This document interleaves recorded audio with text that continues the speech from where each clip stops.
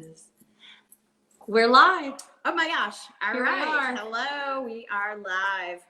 It's Charlotte and Jessica, and we're here coming to you live from Aragon Wine Market. That's right. Pensacola, Florida. Thank you. Thank you for saying Pensacola, Florida, because we have been broadcasting from Pensacola, Florida always, but we've had people joining us from quite a few different places, from the West Coast. Yeah, absolutely. From all the over, East really. Coast. That's one of the New funnest York parts. and Chile and Argentina, France. Yeah, you name it. You name it. So it's nice to, it's nice to say, hey, we're here in Pensacola, Florida, so people will know. So big news! It's Beaujolais Nouveau Day. It's the Very exciting. big deal around here. We got in 5 cases of the Kermit Lynch. Domaine de Puebla. Domaine de Puebla. Domaine de Puebla. De Puebla, sorry. Thank you. I hear Michael Fix laughing in the background because we're not saying it properly. But we got in 5 cases at 10 o'clock. Well, we got it in yesterday. We started selling it at 10 o'clock today, and we have a case and a half left. So you do the math. How many bottles is that per hour? I've been a busy bee. Yeah. So it's that's a lot of wine. And if you don't know what Beaujolais Nouveau is, I think most people have heard of it, but it's the first wine that's released for 2020. It's a big celebration in France.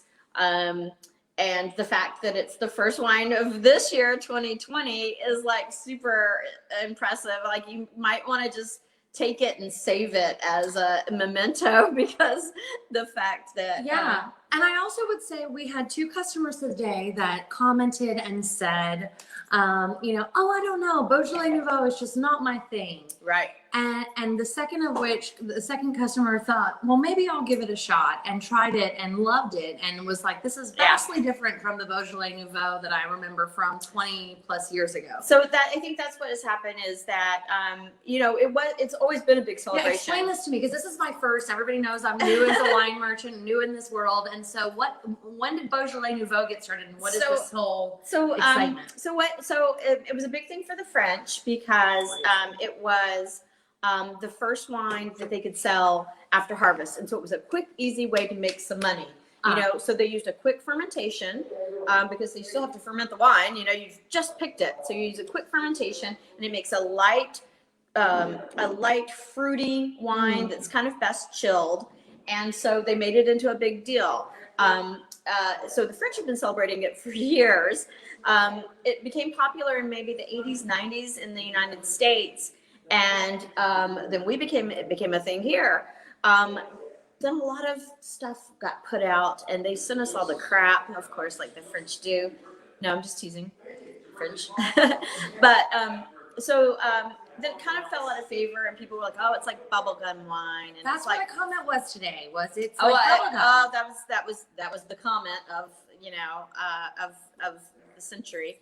But people are bringing it back, and they're doing some really good Beaujolais Nouveaux now. I mean, it's still going to be light. It's still going to be fruity. I mean, it's fresh. It's fresh juice. But the fact that you're drinking something for 2020 for the first time, that's something special in itself. And it's perfect for Thanksgiving. Beaujolais in general is perfect for Thanksgiving. You gotta have a Beaujolais Nouveau to celebrate. So it definitely was something that was refreshing, and I went into it tasting it thinking about the bubblegum comment, but always tried to remind myself. There's no bubblegum in this. Absolutely not. No, it was. There may be other brands certainly that I won't name that are popular, but this one, there's no bubblegum. It's got some serious. I don't want to say structure to it, because it's not quite there yet. It's 2020 wine. Yes, but it's awesome. So we've got that. We've got a case and a half left of that. If you want it, we may be able to get some more. We're not sure. But we do also have our Thanksgiving boxes coming, so I want to mention that as well. Yes. We've sold some of those. Yeah. Those are great. Call us if you would want to know exactly what's in them. But we did send out an email There's It went out in our Sprites, newsletter. there's It's a also on our bubble. Facebook page if Oh, you want to that's see good. the Go to specific the Facebook breakdown. page, So, yeah. but definitely, it was in an effort to take the thought process out for you of what in the world am I going to pair with this table and accommodate everyone. Obviously, we know that most people are, having smaller gatherings and smaller Thanksgivings, but nonetheless, it still gives you an opportunity to explore a beautiful variety of wines all the way through reds and whites. It's 4 whites, a rosé, a bubbly, and then 6 reds because people love the reds. But Definitely. And so we're still available taking orders for those until Monday. Well, actually, Fix said Sunday. Okay, so Sunday. So really? Which we're closed on Sunday, but nonetheless, we'll do the best that we can to get it in for you. And then the Christmas boxes will be coming soon. So we're gonna have 2 choices for Christmas boxes. We'll do a mixed case like we're doing with Thanksgiving, and then we're gonna do an all red case because people love the reds. And if at the end of the day, if you look at that Thanksgiving box or you look at the Christmas case that we prepared and you're like, I really just want you to make me a mixed case of, reds and whites, or a mixed case of all reds. We do that all the time, and certainly are happy to set you up with that case out the door. And so it's got everything that you want in it. Yeah, totally. All right, so tonight, exciting, we're doing Kermit Lynch wines. Yes. So Kermit Lynch is an American importer. I can't wait to hear his whole story. We've got somebody from Kermit Lynch joining us tonight, but not everybody, but a lot of people know the name Kermit Lynch, and a lot of times you'll buy a bottle and you'll see the name Kermit Lynch on the bottle, and you'll be like, okay, like who makes this? Does Kermit Lynch makes this? I don't know. So he's an importer, so he goes and he finds the best of the best, and he brings them in to the States. And that's an awesome thing because since like the 1970s, I think he's been really focusing on, and I'm excited to hear it directly from obviously the source, but since the early 70s, Kermit Lynch has been a well-known importer of primarily French and Italian wines. And he started with his own wine store, just like me. Absolutely. So I'm not going to go there, but too much trouble. I'll just let him do it. That's right. And we'll just sell it, because anytime someone sees that Kermit Lynch, right, they are like, oh, Kermit Lynch. Even as a buyer for the store, like if people come in, or people that are selling me the wines, and they say, oh, it's a Kermit Lynch wine, I'm like, oh, okay, it's got, ooh, you better hurry and get some wine before it gets gone. We just have a little bit of the bubbly left. We need to save it. Totally. Okay, we better go ahead. Let's introduce our guest. Without further ado, we're going to introduce Michael Fix, which is our wonderful Fix. Good bubbles. Happy Beaujolais Nouveau Day. And then we have, here we go. We have Beckham Kelly from Atlanta with us. Hello. Thank you so much for joining us. How long have you been with Kermit Lynch? Just over a year. Oh, okay. So fairly new. What a great gig. Absolutely. It's kind of like, a little bit of a dream job. Of course. But I've been in the wine business for almost 10 years. I worked for our distributor in North Carolina for 5 years before this. And then I was actually very focused in the retail wine business before that. So cool. My heart is with the retail wine, independent retail wine business for sure. Awesome. Right on. Yeah. So, and that's kind of where Kermit Lynch got his start as well. Is that correct? Absolutely. 1972. Kermit started his own wine shop in Berkeley, California with a $5,000 loan from his girlfriend at the time.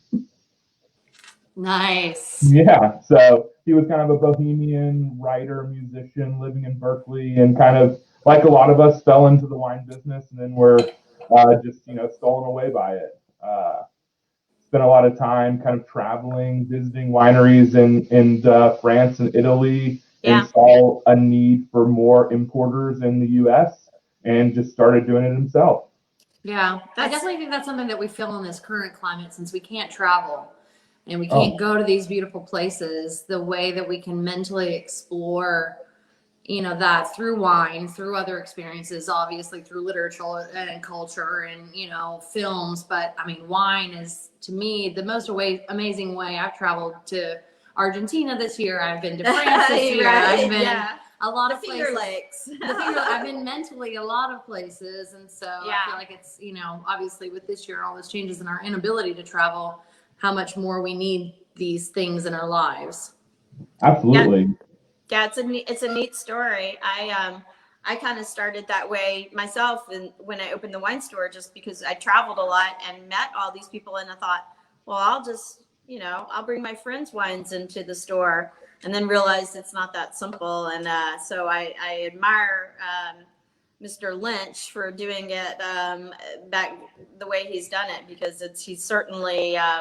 I don't know how many wines he has in his portfolio, but it's quite a bit. And like Jessica said, when you see the name Kermit Lynch on a label, it's a sure thing, or at least I feel confident knowing buying it, knowing that you guys have tried it, and it's like the Kermit Lynch stamp of approval.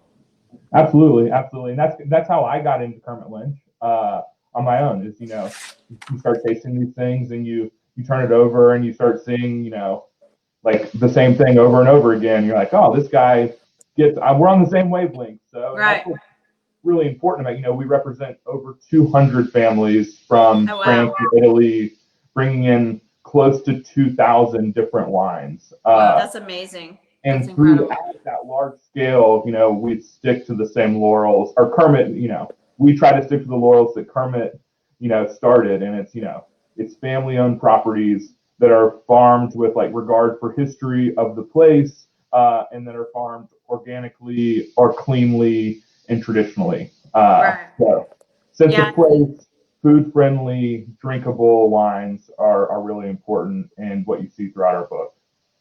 Yeah. Yeah, I think Fix mentioned that a little earlier. We were talking about natural wines, and natural wines are having a big, I don't know, day.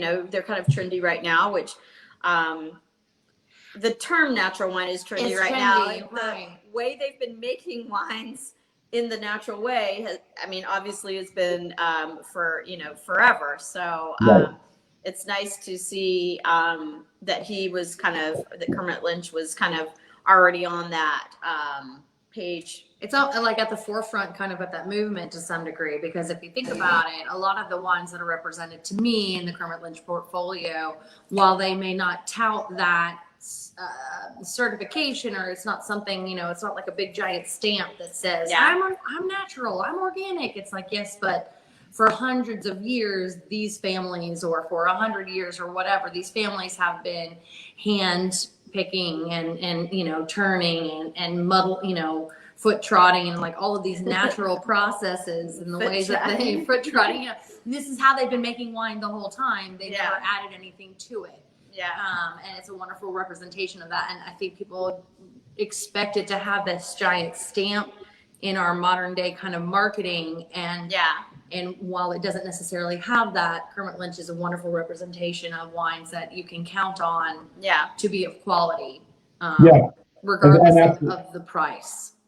And absolutely, the biggest thing that I always want to tell customers and consumers about natural wine is that natural wine can still be clean wine. Some of the best natural wines are clean wine. Just because it doesn't have a crown cap and isn't hazy doesn't mean it's not naturally made. Right. And clean wine is some of the best and purest interpretations of natural wine. And that's really what you'll see throughout, with our book. And I would say too, and maybe Beckham can back me up on this a little bit. Hopefully I'm not going too much, but is the fact that a lot of what Kermit was trying to do, and you learn this a lot when you read his book. Oh, I was going to say, maybe Beckham can back me up on this. A lot of what Kermit was trying to do when he was meeting a lot of these vignerons in the 70s and 80s, and tasting the wines vintage over vintage, was trying to find out what they were doing year over year, and where they were bottled, where they all of these things were really important into how the winemaker was continuing along and making great wines year over year over year. And sometimes there was some intervention in that. There was some we're not going to get too geeky, but there was some sulfur dioxide that was added to the wines. And Kermit was not afraid of that. He was not afraid of the fact that they were doing some things to sort of help the wine along, but not too much. And maybe, you can talk a little bit about that too, because these are not 100% natural, non-intervention wines, but these winemakers are making wines where they're trying to do as little as possible to express the terroir. We talk about terroir so much, and I would hope that that would be one of the quintessential words I think that we bandy about with Kermit Lynch's portfolio is terroir. These wines are terroir driven. Yeah, absolutely. Sense of place and stylistically appropriate for where they're coming from. To your point about the farming and the intervention, we use a term that's called lutte raison, and there's not really a reason. It's an old term for that reason, and it's that there's only intervention if it's necessary. We have people all the time, that says, for whatever reason, if some wine hasn't left Europe or whatnot, they're like, hey, I have bills to pay. I mean, these are not corporations. These are families with bills just like all of us. And they're not just sitting with piles of gold in the bank. They live vintage to vintage sometimes. And if there is something they can do that's not like morally detrimental to them to save a harvest or to save something, a fermentation gone awry, they're going to do it the best that they can. We have people all the time, growers that say you grow to this AOC and it's not up to their standards and they label it as vin de France. So just for the consumers out there, France and Italy is, where a wine is from, tells you about the grape variety, and along with that comes all kinds of rules, regulations that give you better wine in your glass. And when we're talking about being true to a sense of place, that is to these appellation regulations. And if something happened and they had to intervene, they had to pick early, they had to leave it on later, and it's not stylistically appropriate to fit that, we sit down together and we label it a vin de France, we label it as something else, and we still sell the wine. They take a hit or we take a hit, but kind of stand on the quality of those wines. And maybe you can talk a little bit about what Kermit did insofar as transportation. When we can talk a little bit about like when he started traveling from to France and tasting the wines and how he wanted to get them back to the United States and kind of helped to revolutionize how wines were imported into the U.S., at least for most importers, and protecting the wine and making it safe for the transatlantic voyage. If you could talk a little bit about that revolutionary aspect of what he's done. Absolutely, and it's a benchmark to the business. I'm going to backtrack on one thing, something you said earlier that I just wanted to add, and it's talking about what Kermit did throughout all this time. Is a lot of times when he'd find these growers, he would say, "I see something great here. This is a great wine, but will you do this for me? I'll buy it. I'll pay you up front. Will you bottle this unfiltered for me, or you bottle it unfined for me?" And we started getting and they'd say, no. They said, nobody wants that. It's fine. Make your wine, then make it this way for us. And that's where a lot of the kind of clean, natural wine methods where he was revolutionary. Which we're going to see with DePeb also, right? Absolutely. We're going to see that with DePeb, yeah. But I just didn't want to miss that part, because that's a huge part of what he did. And we see those stories all throughout his book, which are great. And another thing you see in the book is what you mentioned about the transportation is right now at this day in time, every bottle of our wine going around the country from the cellar to the distributor to Michael goes refrigerated. And that is something that does not happen everywhere. It's a big deal in the Southeast as well. I've worked in the Southeast my whole wine career, and you see a lot of wine that gets hit with heat, and you see a lot of problems. But Kermit, refrigeration wasn't big back then, and this was the late 70s. He ordered a container of wine. It wasn't refrigerated. It showed up at his door in Berkeley. Started tasting the wine. Said, "These are not the wines that I bought." Repurchased the same container again. All the same wines, refrigerated, bought it over. It's like, oh, this is it, and everything's gone refrigerated since then. Yeah. So, wow. We're losing some sound on you a little bit, Beckham, and I'm trying to figure out, it keeps, you're at a solid level and then it drops to a really low and you're not moving. So I don't know if it's a connection thing, but I just wanted to note that we were losing a little bit in that. But so basically, like you said, so they came over unrefrigerated and he turned them away and didn't want them. And then, so now everything is refrigerated. Is that what you were saying? Yes. Okay. That's what I thought that I was picking up on. It dropped out a little bit, but that's really incredible. And we always note that a lot of the reds need to be at cellar temperature and need to be chilled. Absolutely. Beaujolais, I mean, I always chill my Beaujolais. And, you know, there's a lot, I mean, Syrah, Pinot Noir, there's lots of red wine as a whole, temperature-wise, gets a little bit of a bad rap about what temperature it needs to be. But that's already better on the sound, too, by the way. I don't know what it was, but Come closer. Distance, come closer, please. The more you drink, the louder and clearer. yeah, absolutely. Drink a little more, you'll be louder and you'll be clearer. Trust me, you'll start to become Italian. You'll start talking with your hands like this. And that's but talking about temperature, I mean, my rule of thumb with like Beaujolais always is I put it in the fridge, it gets completely chilled all the way through like you would white wine, and then 10 minutes before you'd like to drink it, pull it out of the fridge and then start enjoying it there.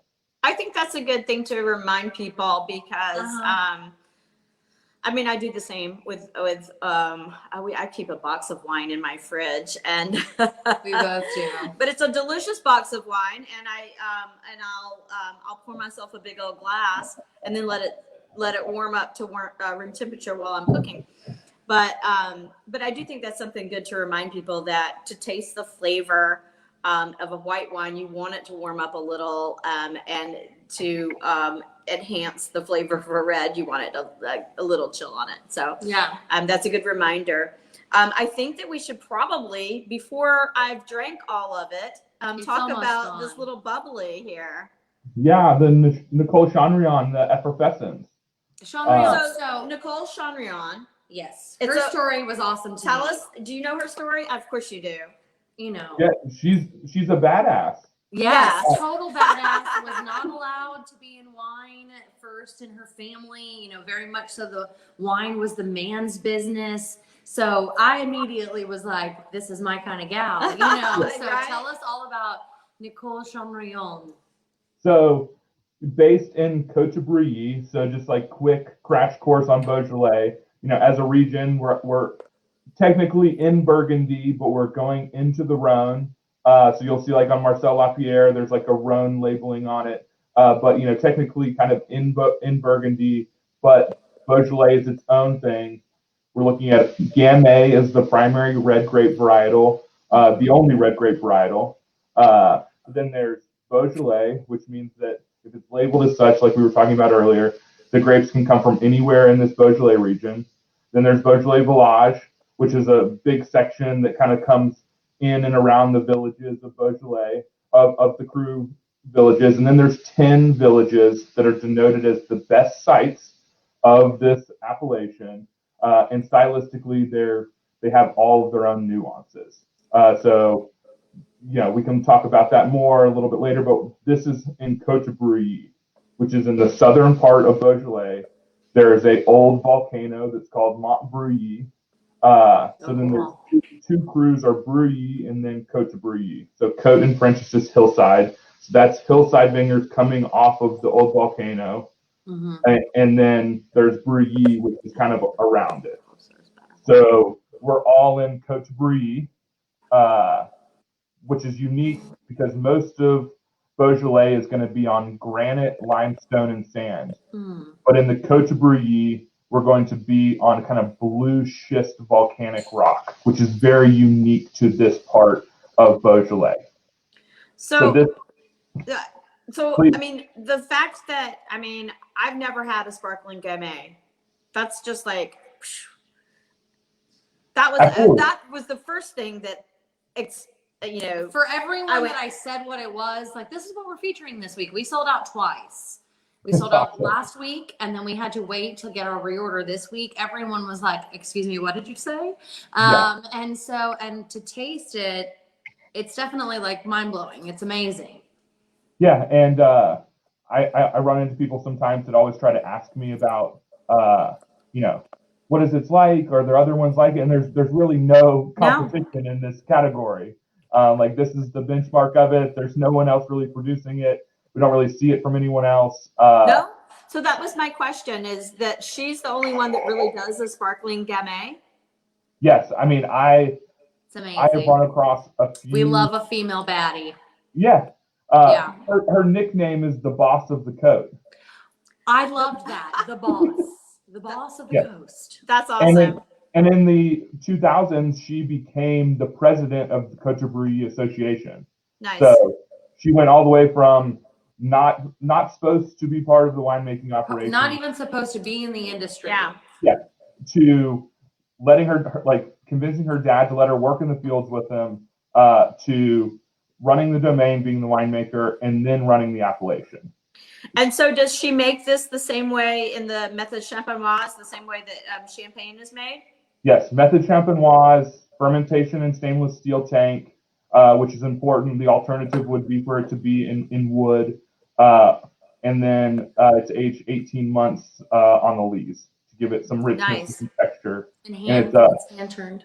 Riddled does the Hand they've riddled. got riddles. hand riddled twice a day, and it has a very low dosage because Gamay, Yeah. its nature, with the fruit forwardness, it doesn't really need a high dosage to add. Yeah, you anything can to it. tell. Like when I first tried it, because I just tried it today for the first time, and I'm a huge fan now. But I was like, oh, it's definitely got on the drier side. So if you were, I mean, I don't want to say it's too dry because it's definitely got a lot of that yeastiness as well and heavy like richness to it. But I would say it's not any of that sweetness to it. So Well, if you put this in front of your champagne geeks and say, hey, this is, if you were just to blind taste them and straight lie to them, if you wanted to be so sadistic and say that this was a grower champagne or something like that, I mean, this is not a stretch to say that this tastes like not a a stretch. very extremely high quality grower champagne for an Yeah. extremely affordable price. Now it tastes like we were talking about with the soils here, the Brouilly, the difference between Côte de Brouilly and Brouilly is very significant, not just from the soil, but also from the aspect of the sun and from drainage and all of these things too. So, you know, it's got a long history to it. And on the picture of some of these bottles, you see the top of the hillside, and then, you know, you see the top of the hill has a little house on it, and you see it's named after Brulius, who was a Roman general that was, you know, kind of founding or had a base in the area. So the top of that hill is extremely important. And, you know, it's a wine that is frequently seen in bistros in France. Brouilly are, but the Côte de Brouilly is a very special thing compared to the Brouilly. Okay, yeah, I was worried if you could hear us. No, Mike, I caught most of what Michael said. That was, Okay. it was just starting to get a little reverb. Yeah, no, it's really delicious, and the nose is interesting yeah. to me. It's slightly, you know, I mean, not that you pick up that volcanic anything, but like you kind of do. It's just a different nose than I feel like a lot of other sparklings that we've had before. Yeah, and I think Fix and I were talking that, I mean, like, if you were like, oh, it's a Kermit de Loire, you'd be like, okay, because it's kind of like, it's got I mean, like champagne, yeah, I could see it, but it's also got something a little different about it that you can't maybe put your finger on. Yeah, absolutely. And it's funny, all the growers we have, you know, we're kind of known for our Beaujolais book, which obviously the sparkling wine is an awesome value. Speaking about the red still wines, Nicole Chandrion makes one of the best Côte de Brouilly in the appellation, and is still one of the greatest values in the Beaujolais. Her price hasn't changed in the decade. How long has Kermit Lynch been bringing this in? It's been at least 20 years. Oh, yeah. Okay. So I just love the fact, I can just imagine Kermit Lynch, and I feel like he had, like, have you ever watched Joseph Rosendo on the Travel Channel, or not Travel Channel, he's on PBS, and he's got, like, his little backpack, his, like, all his little travel accoutrement, and I can just imagine that Kermit Lynch puts his little travel stuff on and travels all around France and goes to these different vineyards and finds these great. He finds Nicole, and he's like, that's why I imagined his story. And if you've ever read his book, I think that's pretty much accurate. The book's amazing, and he had a lot of guidance as well. Richard Olney, the famed food writer, and Alice Waters from Chez Panisse in Berkeley were, huge guiding factors of taking him around to meet people. And then so many of the wines, it's amazing to hear. There's just, when he visits them and he tastes, he's like, is there anybody new I need to know about? And all the winemakers start telling him about new winemakers that are, growing wine or producing wine the way that, they are, and it keeps going on, and just all these just long trips all over throughout the regions and finding great producers. Well, that's what if you're looking for something to buy somebody for your Christmas present for your wine lover, as opposed to just buying them wine, which you should also, I would say. But if you want to buy them a cool wine gift, I think Adventures on the Wine Route by Kermit Lynch, which I think was first published maybe in 87 or 88. Maybe Beckham can help me out on that. But it's a wonderful book about really just being that wine importer on the road in your Peugeot or whatever it is, driving around Burgundy and Beaujolais and the Rhone and Provence, predominantly those areas, and finding those producers, but not just finding the producers, going to stay in their houses, going to eat their food, going to make make dinner with them, and enjoy their company, even if you're sleeping in a little weird corner where you're kind of freezing, or going to your hotel that has no heat at night.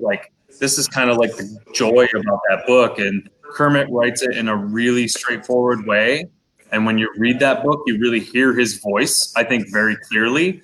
I always compare that book to Anthony Bourdain's books, where when you read it, you really hear the author's voice while you're reading it. And that speaks to the truth of it. And it's a really great book. It's maybe 200 pages long, and it's a great way to learn about what somebody who cares about their wine, who imports it also, really does to make it happen for you, the guy or the gal, or at your table, really enjoying the wine. It's a really wonderful book.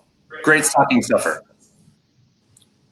Or you can get them a bottle. This is the bubbly. Oh yeah, $32 a bottle. That's what we priced out in the shop. Yeah, so you could get them a nice bottle and the book, and that's a complete gift. Absolutely. So, and I know the holidays are coming up, so we're all thinking about. Yes, that I saw kind of someone posted this week that they had all their Christmas shopping done, and I first bravo. I do too. Everybody's getting one. That's just what I wanted. Not to say you shouldn't buy the wine, but also, I just love that book. I think that's an old tradition. My mother has always, all of the children in the family, everyone in the family, everyone gets a book on Christmas. And I didn't value it as much when I was younger, but I value it now that I'm catching up on all these amazing books that she bought me over the years. And we do have at the store our library back here that you're always welcome to come and grab a glass of wine and read some of our books at the store. We've always had that. So there's all kinds of stuff here. If you want to donate some books, you're welcome to do that as well. Just bring them here, and or if you want to just come and sit and enjoy them. And before we move on to the red, I'd like to say hi to Pam Davey, who's watching us. Yes. And she says, thanks, Michael Fix, for the prize wine. She won a little prize the other night. She was very excited. So I'm so happy that Pam, she was excited. She was like, oh, really? Just elated that she had gotten to take that home. And Carol Moore is watching from Navarre. And Alan Keys is saying hi. Hi, Alan. He thanks me for the tutorial on the Pinot. What you doing? The time? Oh, thank you. Oh. Good. Viva la France. That's good. Viva la France. Viva la France. And Yvonne. Hi, Yvonne. So thank you guys all for watching. We always appreciate it. We enjoy questions as well. So that's why we have Beckham here. So he's the knowledge, he's the brains of the bunch. And so if anybody has any questions about Kermit Lynch or any of the wines that we're trying tonight, or anything. I mean, really. I have a question that might segue us into our next segment since we don't have any from our audience viewers. My question was, really, obviously the Beaujolais Nouveau is new and just harvested. So, but what is, and this honestly was a customer, one of the last customers right before we went on the broadcast was, so they bought both bottles, the 2019 and the Beaujolais Nouveau. So the 2019 is what we're about to enjoy right now. What is the biggest difference between the two, or what separates a Nouveau, obviously, from the 1 year, beyond just 1 year of age? So you're going to be looking at a fermentation is a big difference. So with the Nouveau compared to just the regular Beaujolais, you're going to be looking at a 5-day fermentation compared to up to a 12-day fermentation. So you're going to be looking at, just in its own nature, it's going to add a lot more richness, texture, and depth to the wine. So that's a big deal. Yeah. You're going to see a little bit of aging, kind of like sitting aging in stainless steel or cement with just the regular 2019 Beaujolais. And within just talking about where the fruit's coming from, so the Nouveau is harvested from the same grouping of vineyards, which range from 50 to 100 years old. But for the majority of that, you're going to see kind of rigorous sorting, where the better grape bunches are going to be going into the regular, just the Varietal for the year. Beaujolais, and then most of the other fruit's going to be going into the Nouveau. Yeah, that's a great segue, because I did want to talk a little bit about the Beaujolais Nouveau before we moved on to the 2019 vintage of the Beaujolais appellation. So a little bit about the Beaujolais Nouveau. It is, like you said, 5-day fermentation. Wow. Mm-hmm. So that's super quick. I said quick, fast fermentation or quick fermentation. I didn't know it was 5 days, so that's kind of interesting. And I talked a little bit about it before, but it is the first wines that the French are able to sell, and always light, always fruity, slightly chilled, best. Tell us a little bit more about the Nouveau. Yeah, so Nouveau it's literally like you said, celebration of harvest. It's a barometer for the vintage, which is another big thing. You get to see, it gives you a taste of what the vintage is going to look like. So if you look at a producer, high quality producers throughout Nouveau, it's kind of like a sneak peek into what the harvest and vintage is showing stylistically for you to see in the higher class wines going forward, which is really important for all of us. It is. Yeah. All the reports we want. Our growers are very diligent about sending us harvest reports, which is great. But this is an amazing way to get to taste the wine and see what it looks like. So, classically, it's just, the celebration wine, drank out of forons in large quantities, and, spilled all over the place. But the big thing, which is like kind of the overarching idea, is that Nouveau was given such a bad rap because of some of the big, large production houses. Right. And that kind of all fits into a bigger story with Kermit Lynch, is that most of our growers followed this guy named Jules Chavot that was big on natural production of Beaujolais, old vines, which is a huge deal. I mean, what are you guys selling the De Club Rouge for? The Rouge, the 2019, we have at $18 a bottle. And Yeah, the Beaujolais. And the Beaujolais Nouveau. 100-year-old vines. 100-year-old vines. Yeah, that's amazing. For $18. Yeah. And that's it's crazy. And that's a big deal, is that all these mass producers were using young vines where they're just pumping up their production for as high as yields as possible, just to get something out to stack in grocery stores with a fancy label that our grandmothers collected. And also, Beckham, de Peb is not a negociant, right? Is this all estate fruit? All estate fruit. Yeah, and that's really important, because we see some of these other names, and again, we don't have to mention them, whether they're Beaujolais or Beaujolais Nouveau. A lot of the big producers that you see in supermarkets, as Beckham mentioned, are negociants, meaning they buy fruit from hundreds, sometimes of producers to make their wine. So this is an estate bottling, and it's also unfined and unfiltered, maybe 100%, or just semi, lightly. 100% unfined, unfiltered. So is the Nouveau. You're looking at, so the big thing about what Michael said as well as with the state fruit is that, the people that are making the wine are farming the vineyards as well. I mean, you can't get better oversight than that. And then on top of that, everything is hand harvested. There's not big tractors with machines going through, just ripping everything off the vines and taking all the fruit off. Still really small production, but this is like 42 hectares. That's the size of the vineyards for the Beaujolais, all being hand harvested. I wish I could automatically do that conversion to acres, but I know it's smaller comparatively. It's essentially like 2.5 acres is right. Yeah. It's great. So the other thing I love about this wine too. So I'm so glad that I was close to that part. Beckham was talking about how, Beaujolais is part of Burgundy, but it's also getting part to the Rhone Valley. As you get south into where Brouilly is, and Côte de Brouilly, you get closer and closer to the Rhone Valley. These Dupab wines, to me, are some of the perfect balance between a Burgundian wine and a Rhone wine. You could take a really delicious, excuse me, Syrah, just incredible Syrah wine, and a really incredible Burgundy, and sort of find the middle ground in a wine like this. They show you so many of those two wines together, and it really is a remarkable achievement because it makes it so much more palatable to a wide range of foods. That's why these are perfect Thanksgiving wines. Not because Beaujolais Nouveau Day is near Thanksgiving, but because wines like this are great for a wide range of different foods. Chicken, turkey, stuffing, sausages, even fish. I mean, these wines go with almost everything. Burgers. In my family, we always do burgers in Beaujolais on Memorial Day. And we always include usually a great cru Beaujolais. And so we love burgers in Beaujolais. So that's another thing you could do with this too. Yeah, that's a good point.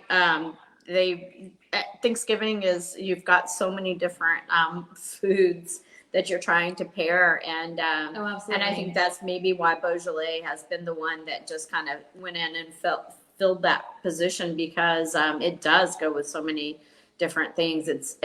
We're drinking it on its own, and it's delicious. It is delicious. but it's in here. Let's show the label. We should show the label. So we're drinking the 2019. It's impossible to figure that out. I know we're on the iPad. Sorry, guys.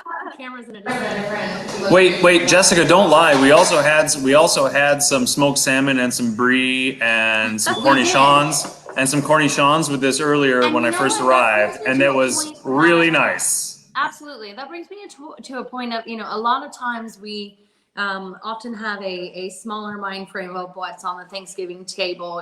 It's turkey and mashed potatoes and dressing. And it's very refined. Yeah. But we were talking about some of the things that were our favorites. My mother makes an oyster stuffing that is specifically for my grandfather that I absolutely would pair with this because it's a heavier dressing. It's got some oomph and some body to it, and the deepness of the oysters mixed in with the celery and the onions and all of that, and gives it that depth and brevity. In the dish, this would be perfect for that. But then also, not everybody ate turkey. I mean, there's some food for thought. My mother's a Yankee and from Connecticut, and she's all about always wanting to make, I know, right, Pix?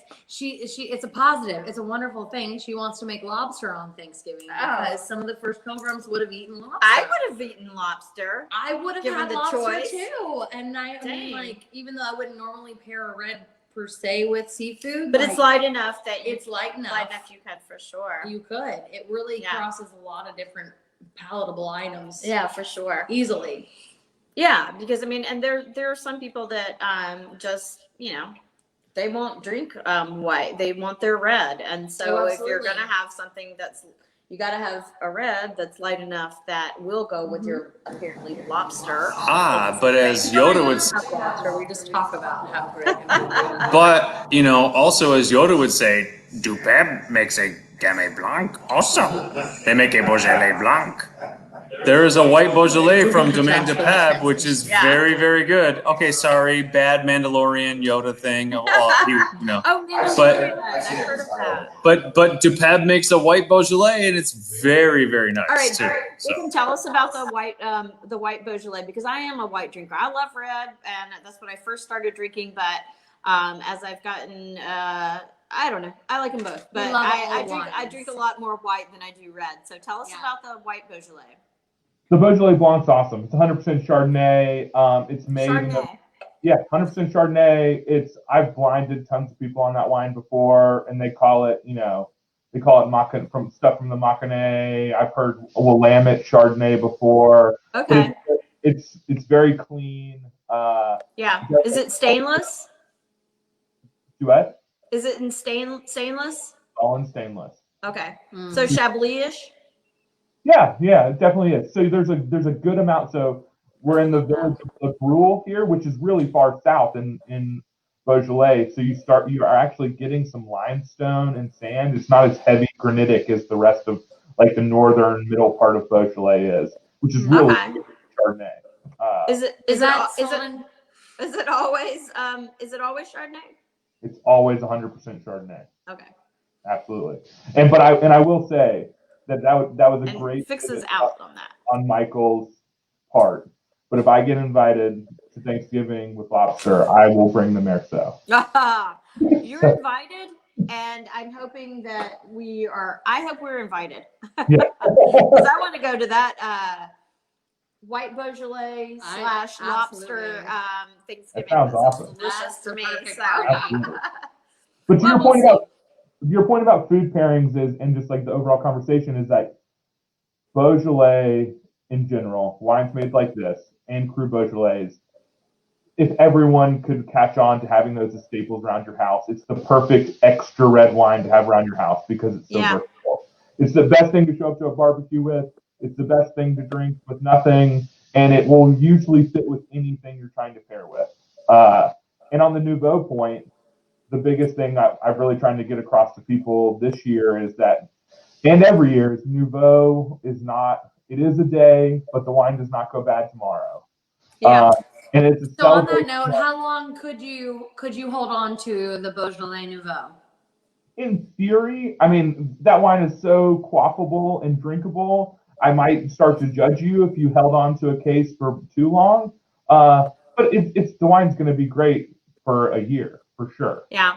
Okay. I have been known to overbuy sometimes, and I've had some left in the store that I will continue to drink. I won't say how long, but well after the holidays.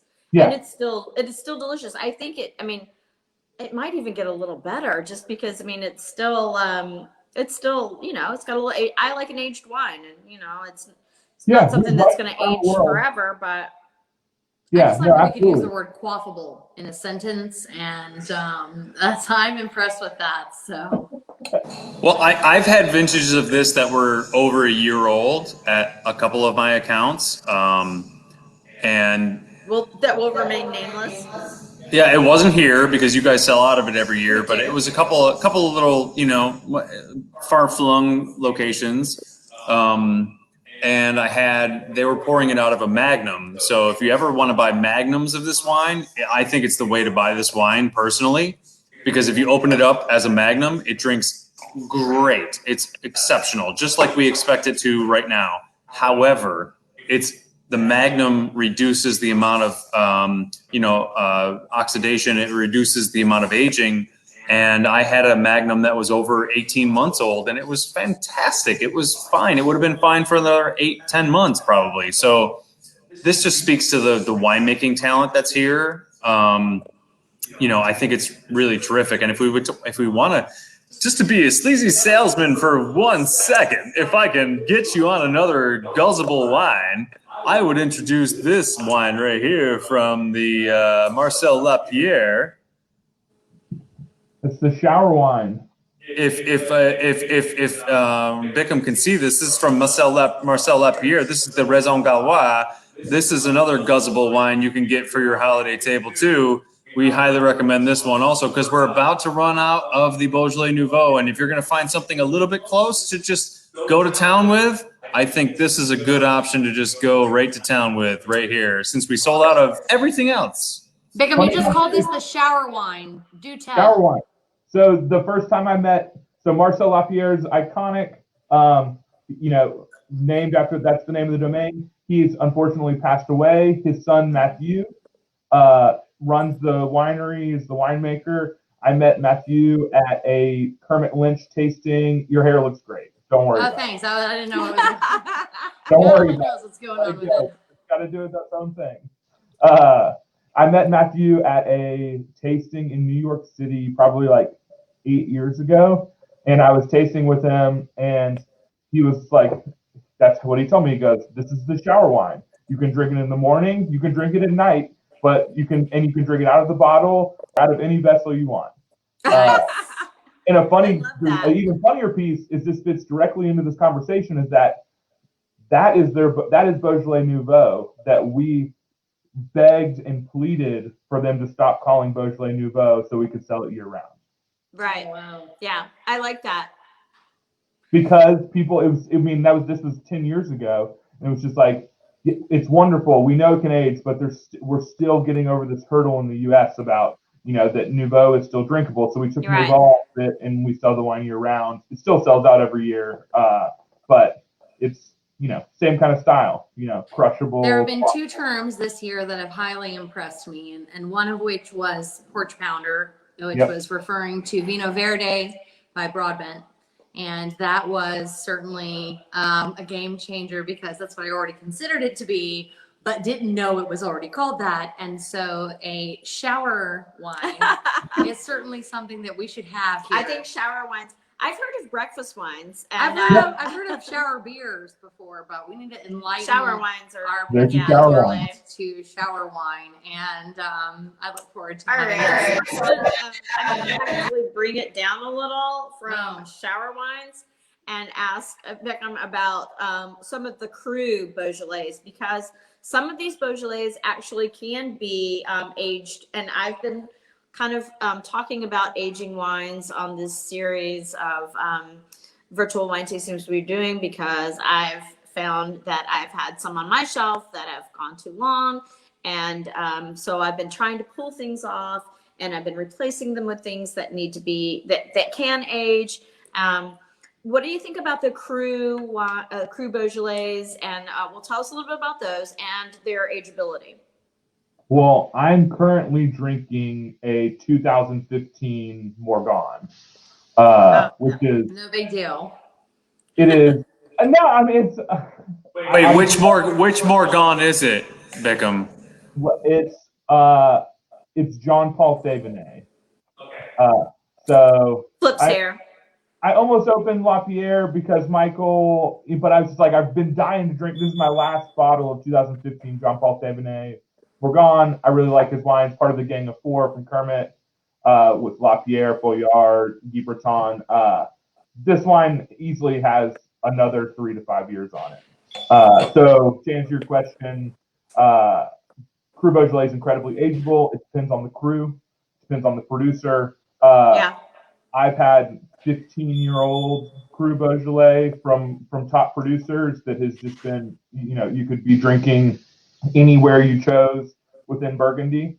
Burgundy proper, Pinot Noir. But a lot of the wines, they drink just great. They're super fresh. They're crunchy.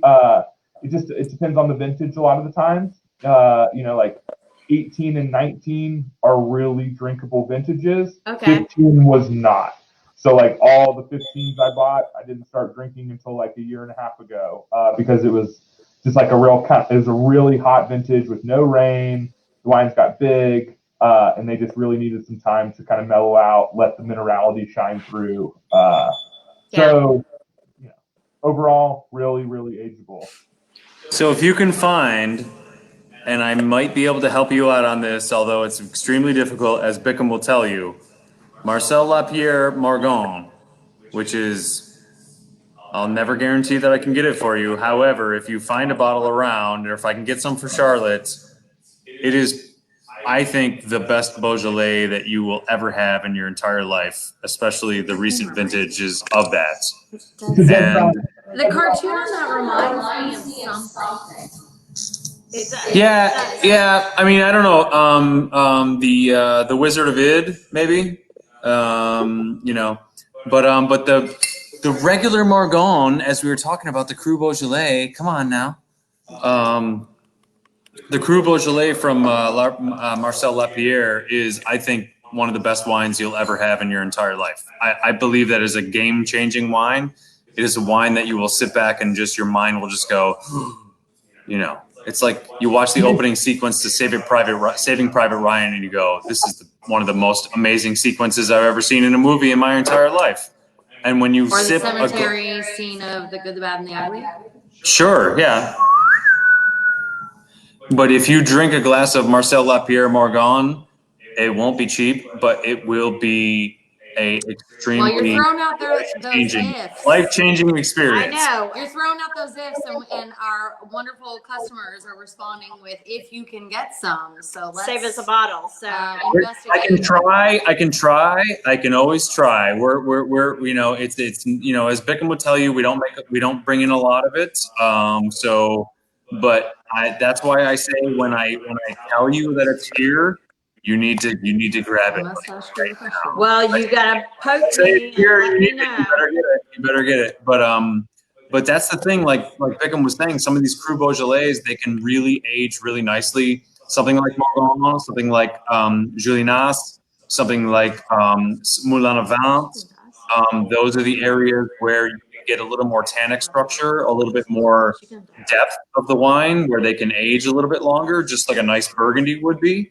You might not always get that out of, a Brouilly. It's not going to age for 10, 15, 20 years, but a Morgon would, or a Julianas or Moulin à Vent would. And then there's some other random little ones in there that you never know. Whoever knows? Maybe Kermit might start bringing in, some other little Cru Beaujolais like Fleury. I don't think we have any Fleury in Florida, right, Beckham? But maybe does Kermit do any Fleury? We do. We have a couple Fleury producers. Okay. Not through Winebow. Yeah. Well, I'll definitely put those on my list of. One day. I'll put those on my list of things to put in my cellar for a little bit because Absolutely. I'm trying to build it back up. So Absolutely. Well, Beckham, we thank you so much joining us. You're in Atlanta, so you're an hour ahead of us, and we really appreciate your time today and your expertise talking through everything. Yeah, it's been awesome. It's been awesome. Yeah, thank you so much. And I just love the Kermit Lynch wines, and Yeah. so I mean, what a great job you've got there. As you said, Like you started you. you started in retail wine, so the name spoke for itself. Yeah, I feel for like sure. long before you understood the value that was behind it, and Yeah. it's been much the same for me. So thanks again so much for joining us today. Happy Thanksgiving. Happy Thanksgiving to you all. Thanks so much for having me, Michael. Thank you for setting up and coordinating. And Yes. thank you all for drinking the wines. Always. Drink more Gamay. Yes. Oh, we're on it. We're on board. Thanks again. Thank you. All right. Ciao. So cool. That was Very really cool. neat. Michael, and he's right. Thank you so much because you have been coordinating these virtual wine tastings for us, and we do appreciate that. So next week we do have Thanksgiving, so we will be Yes. enjoying Thanksgiving with our families, and I'm so so we thankful will for not that. be doing a virtual wine tasting next weekend. But I will tell you what we're doing the first week in the first Thursday in December. What? December. I know the first Thursday in December. Whoop, whoop. It's going to be a troubadour wine class. Oh my goodness. So we're gonna send out the recipe so you can get your items ahead if you choose to do that. And then the wines that we'll be drinking. So I love troubadour. First of all, let me Yes. stop Okay, myself. I haven't been there yet, but my daughter Emma has been there. And I she love loved it. I've been there. Once I've gotten it to go, and it was the best to go I had. And then recently, 2 weeks ago, I went and sat underneath the stars in their courtyard and had the best dinner. I don't want to say how much I love it, but I loved it so much. The gnocchi was not dense at all. It was just like gnocchi should be, like little pillows in your mouth. It was delicious. We're gonna show a broadcast of their cooking class. We'll let you know what ingredients you need if you want to follow along, and we will be doing 2 wines.